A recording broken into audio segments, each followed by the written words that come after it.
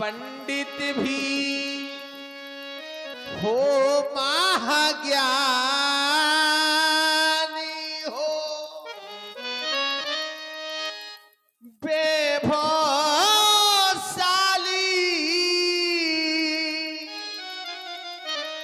भी बलशाली, व्यभिचारी हो अभिमानी हो। जय हो आपकी जय हो। कि ये भूत भविष्य और वर्तमान तीनों कालों के ज्ञाता हो, कह दो निजे और के आ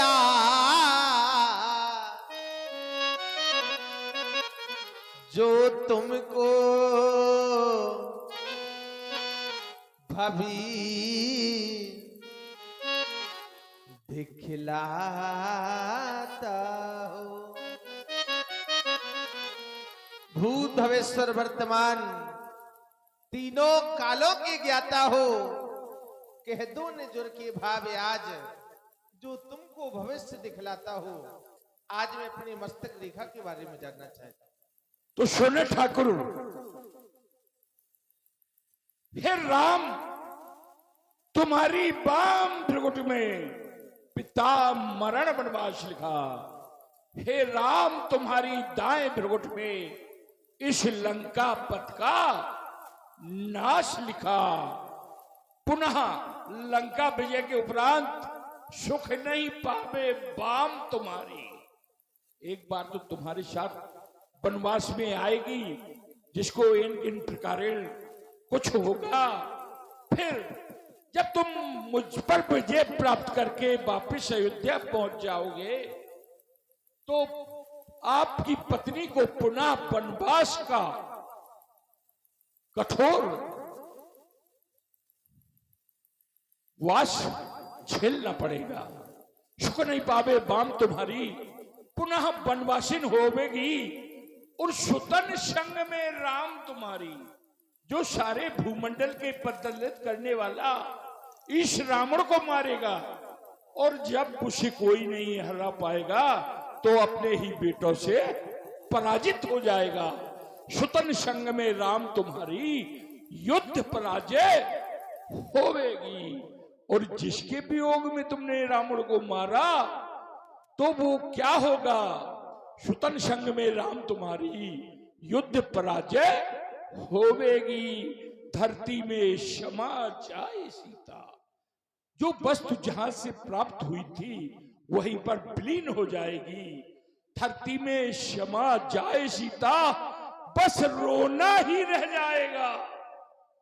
बहनों को छोड़कर साकेत शांत सुख पाएगा। अब मुझे कुछ आपसे कहना भी है। क्या? हे राम, निमंत्रण देता हूं, सीधे गढ़लंक चले आना। क्यों? बहुत देर से दर पे आंखें लगी थी। हुजूर आते आते बहुत देर कर दी। अब बस पसीना आ गया मुझे तुम्हें यहाँ बुलाने। लंकेश जी, आपके द्वारा कहा गया बहुत देर से दर पे आंखें लगी थी और हुजूर आते आते बहुत देर कर दी। तो किसी ने कहा है कि मरते हैं वही जिन आंखों के शिकार होते हैं।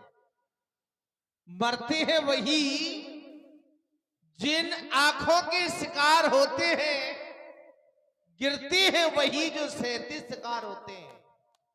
अब तो समझदारी पहुंची है उस चांद पर भी, लेकिन छोटे से देहात में भी लोग समझदार रहते हैं।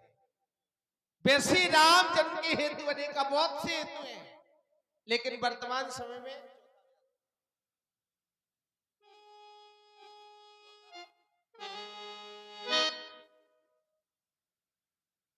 मैं ही थी तुम्हारे 10 कंधर। जय हो आपकी।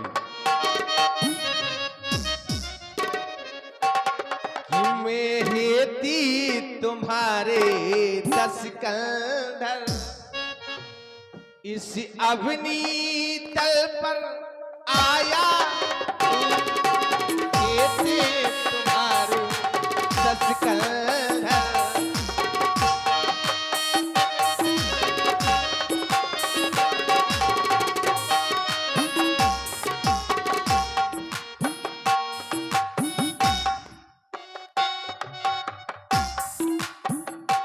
मैं ही थी तुम्हारे 10 कंधर। अवनी तल पर आया हूँ मैं थी तुम्हारे।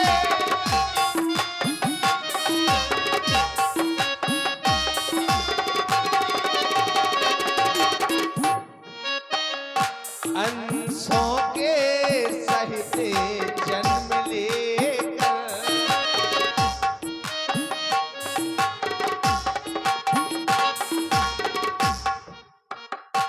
अंशों के सहित जन्म लेकर दशरथ का पुत्र कहाया हूँ।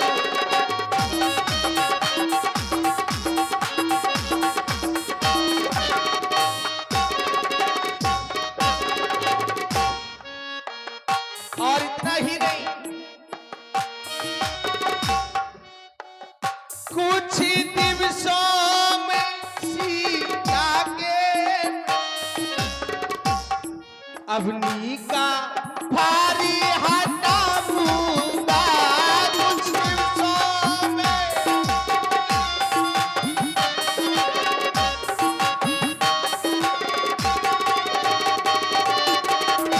कुछ दिवसों में सीता के मैं अवनी का भार हटाऊंगा। इतना ही नहीं, बाणों की सैया सुला तुम्हें। जय हो आपकी। बाणों की सैया सुला तुम्हें निज परमिधा में पहुंचाऊंगा।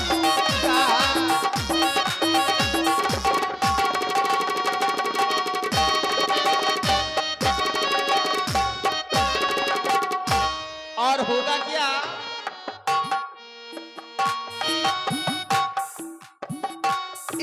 ऐतिहासिक पन्ने पन्ने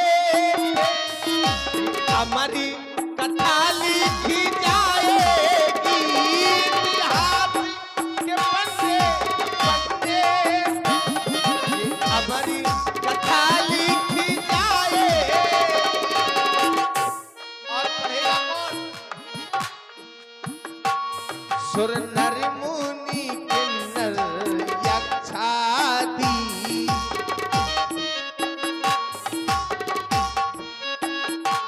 सुर नर मुनि किन्नर यक्षादि फिर सबके मन में भावेगी।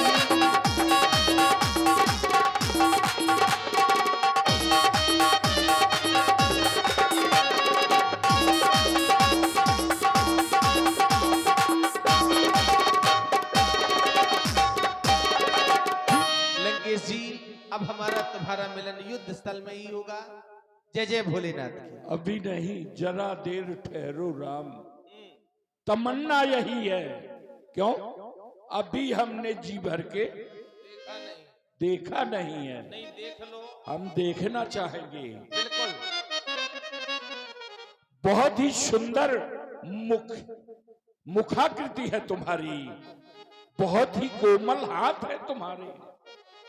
क्या होगा इन हाथों को जब रावण के सरसराते बाण तुम्हारे सामने आएंगे तो प्रत्यंचा खींचते खींचते छाले पड़ जाएंगे। आपने एक बात कही, इतिहास के पन्ने पन्ने में ये अमर कथा लिख जाएगी। यही तो मैं चाहता था, क्योंकि मैं जीते जी चाहता था कि स्वर्ग तक जाने का मार्ग बनवा दूं, सीढ़ियां लगवा दूं। ये कार्य मुझसे रह गया, लेकिन जब इतिहास बनेगा आपका हमारा, तो उस इतिहास को जो पढ़ेगा, कहेगा, सुनेगा, अनुमोदन करेगा, वो इस संसार सागर को जैसे गाय का पैर होता है, उसको पार करने में कोई समस्या नहीं होगी। कहत सुनत अनुमोदन करही, ते गोपद योग भवन तरही। बस है अगर अनुराग तुमसे। लोग कहते हैं कि हमारी तुमसे शत्रुता है, लेकिन हम क्या कहते हैं? है अगर अनुराग तुमसे, तो अगर मेरे हृदय में तुम्हारे अंदर प्रेम है या मेरे दिल में प्रेम है, तो तुम्हें पाके रहूंगा। क्योंकि